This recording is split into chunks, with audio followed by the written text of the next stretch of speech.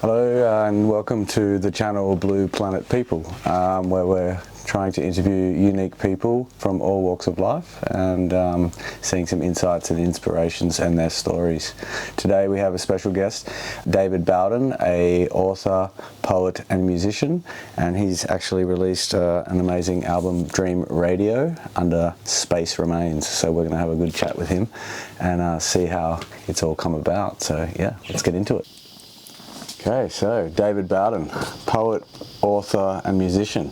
How are you today? Thank you, I'm good, yes. Nice to see you. Yeah, nice to see you too. So this is all very exciting, and we thank you for giving us the opportunity to get a little bit more insights onto what you do and how you've done it. Thanks, yeah. So, so briefly, I guess, tell us a little bit about where you grew up and what first inspired poetry and music. Well, I was born in the UK, in a place, funnily enough, called Bowden, B-O-W-D-O-N, very close to my own name. But at 4.5 months, my parents emigrated to Australia, and we grew up in Sydney, in Mossman. And yeah, I went to Mossman High just after the sort of punk era as a teenager, when music was massive amongst us. And so everyone was forming bands. And yeah, I nearly joined my brother's band. They broke up the week I was about to join, which was very disappointing. And so that sort of did establish a pattern for several years where I tried to join various bands, and things didn't quite work out. But the most notable of which was Glide. Yeah, as for poetry, I've been writing that since I was a teenager. So I probably started, because we went to England when I was 14, came back at 15, because my dad's a scientist, and so he gets sabbatical, which meant that we'd live in Australia for 3.5 years, and then go, in this instance, we always went back to the UK for 6 months. And that particular one, when I was 15, came back. I'm afraid it was that terrible teenage thing where I felt like I didn't fit in when I returned. I had a lot of trouble adapting back, and music and poetry were my big discoveries in that stage. I started reading a lot of books. I completely screwed up my HSC because I just lost interest. Right, it was like a guy who's running a marathon and then is winning the race, and then right at the end decides to sort of stop and take up smoking cigarettes. I became interested in French existential novels and poetry. The sort of Jean-Paul Sartre, Jean Cocteau, the Surrealists were a big influence. And that kind of interfered with my education. I sort of saw the school system as a bit of a conveyor belt. It seemed to be a conveyor belt to what looked to me to be a rather boring future of having, job, mortgage, all those sorts of things. And I'd been infected with the idea of becoming an artist. And that's really how it all started. And music was, as I say, a big thing at my school at that time. And I just embraced it. Got a synthesizer when everyone else was buying cars. Saving up for their first car, I was saving up for my first synthesizer, the Roland JX3P, for those of you who care about gear, and managed to do that on, I was only earning $30 a week, and somehow I managed to save up $1,500, which I still regard that as the most astonishing feat of the down payment of I've never been so good with money since, unfortunately, shall we say. So look, it's fascinating. Yeah, obviously you were creative from the outset, and you took a love for music and writing. And briefly, just tell us a bit about Space Remains. How did it come about? Yeah, well, as I said, I auditioned for a bunch of bands in the would have been the early 90s. I went to see if I could join a band, an existing band, as a singer. I saw a couple that were interesting, Glide, the one I mentioned, who went on to be quite successful. But yeah, none of them came to fruition. They all just sort of either, we weren't the right fit. I mean, either I could see that, or they could see that, or they made other choices. And so yeah, I went into the DIY world of the Porter studio and writing my own songs, and you always want to get something more. So one of my big steps was buying a reel-to-reel 8-track, a Tascam, which is the one that I recorded the Dream Radio album on. Before I put out Dream Radio, I did an EP called Telepath, which was actually released on CD and is still available for sale if anyone wants a copy.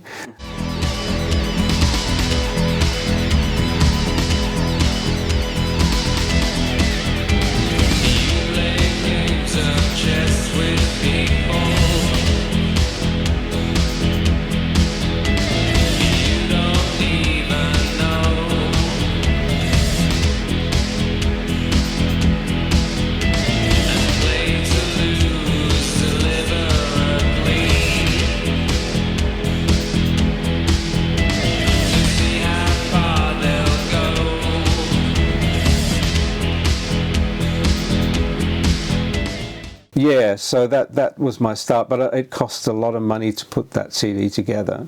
I learned an incredible amount. My brother William helped me with the mixing of it, so at home I just had this rudimentary setup, and yeah, basically just recorded all on that, and then he helped me mix the Telepath EP, and then from that point on I grew ambitious. I wanted more, and the big step forward for me was when I acquired a Roland JV1080, which is a wonderful synthesizer, and I still have it to this day. Okay. What inspired the name Space Remains? Well, that's very simple. Yeah. We were driving through Sydney one day, and I looked up and I saw a real estate sign, and it said Space Remains. And I said, I'll have that one, thanks. Yeah, wow. It was that simple. That's excellent. Yeah. Yeah. Well, I thought there was a deep.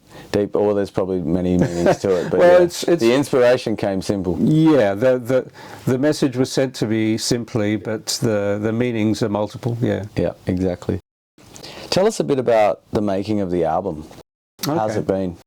Yeah. Look, it was an interesting one because my partner and I were living in a flat. And for various reasons we moved into someone else's house, and that wasn't a particularly happy experience. And one of the good things about that time was that the house was very large and I was given a room of my own, and that was really the first time I had a room of my own to do music in, even though it was full of clutter and boxes and things. And that's when the album started. And it was really catalysed by the purchase of the JV1080 and a desire to improve on the Telepath EP. And then we moved to a house in Marrickville, which is where the bulk of the album was recorded. And the good thing about that was, again, I'd had a taste of having my own room. And so one of the stipulations was that I would have a little room of my own, which I've kind of done ever since. I've always had my own little sound lab somewhere, except for the period when I wasn't making music. Yeah. And why is it coming out now and being released now? Yes, well, that's a good question. The first answer is money, was because at the time, as I said, the Telepath EP cost something like $3,000 to put out, to manufacture. And I had a little family that I needed to look after. I couldn't just be splurging money left, right and centre. And so it was kind of disappointing because I definitely felt that the Dream Radio songs, the songs on the album, were a greater step forward. I really felt like I'd taken a creative leap forward, but unfortunately I didn't have the money to do anything about it, and I was kind of set on the DIY approach, and I always knew I'd release those songs. I just didn't know it was going to be 25 years. Yeah. That wasn't the plan, put it that way. Well, we're very glad. But I'm glad that I'm able to put them out now. The set up Elated Cat Records, and have been able to see them through, and so finally the world gets to hear them. Yeah. Well, personally, I'm glad it came out, and everyone I've listened to it with has agreed. So we're glad it came out. Yeah. So in terms of impact of you when you were growing up, which artists, I guess, musicians, had the most impact on you as you first started experimenting with music? Sure. And then which artists, I guess, had an impact on you as an older adult, like creating music still? Yeah, I mean, how long have you got? Just look up, just the if two. if the camera were to pan behind you, you would see thousands of records, which kind of sums up my life. I've been a music obsessive since I was a teen, and voracious in my search for, I guess, meaning through sound. You know, like I've always had a broad taste. I don't like being limited. So yeah, to start off with, it was really Ultravox, one of the big ones for me. Gary Newman, my brother got into Gary Newman.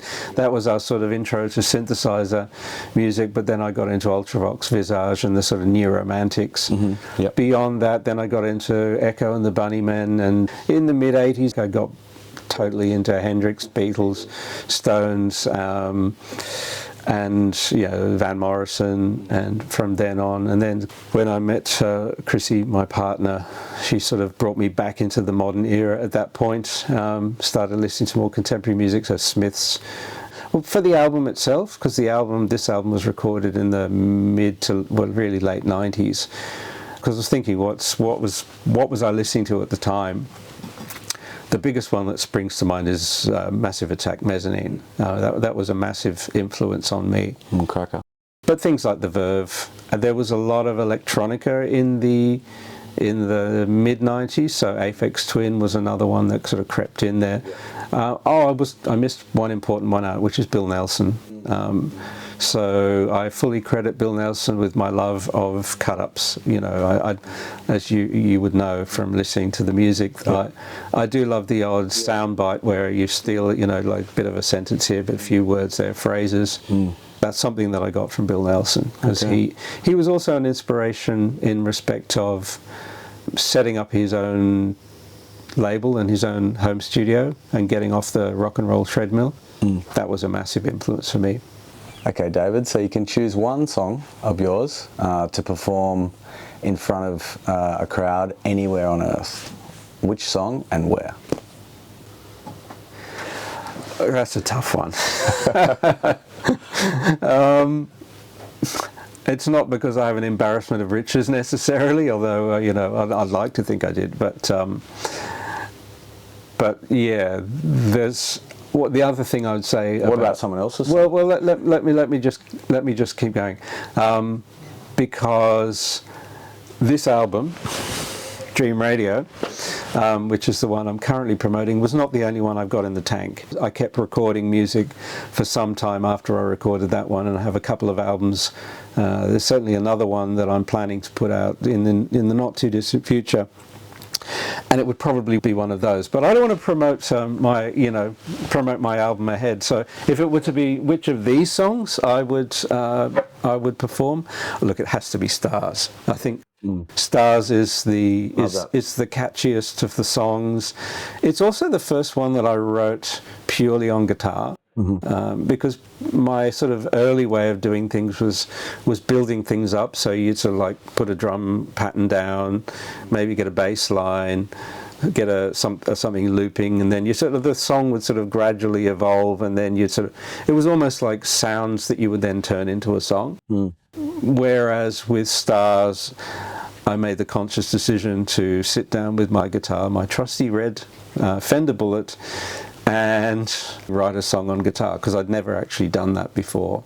And it was, I think it was a successful. I can't imagine how ambition could overcome your sense of shame, to climb some slimy ladder into some sleazy hall of fame.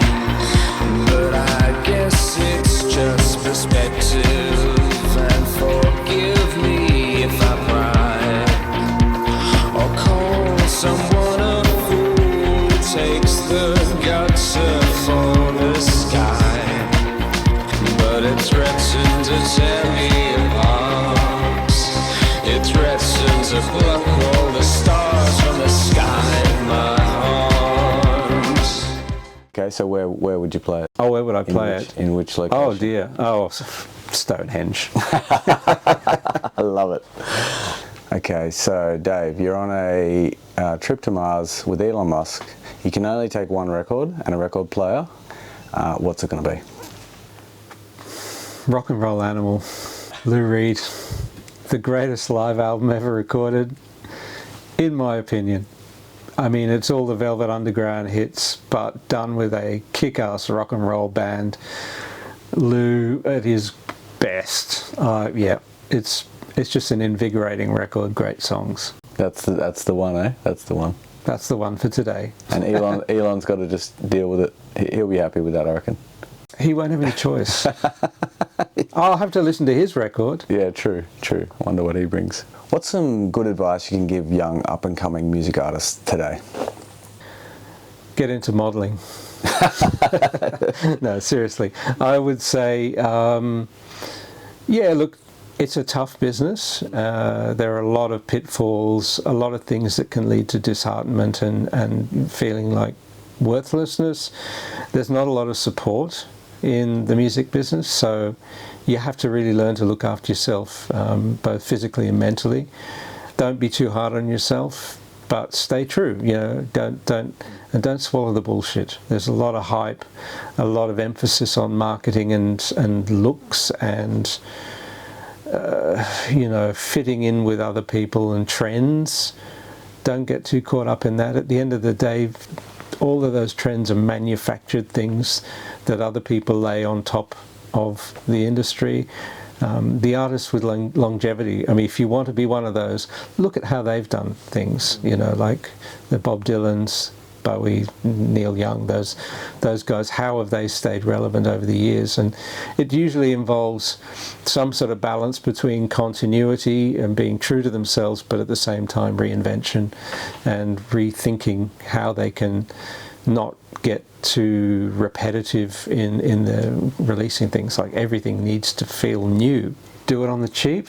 Don't spend money that you're going to have to pay someone back. Like, pay attention to the contracts. If there are contracts, my advice is be as true to yourself as you possibly can be, and believe that what you're doing is worthwhile and that someone at some point in time will come and listen.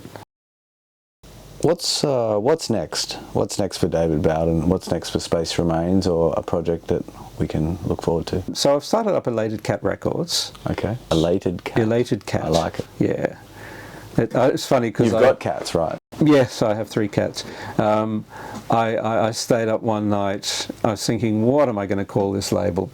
And I've got the paper here somewhere, and it's got a list of about 60 things. I don't know. I didn't count them, but I was just writing, madly trying to free associate ideas for what I'd call the label.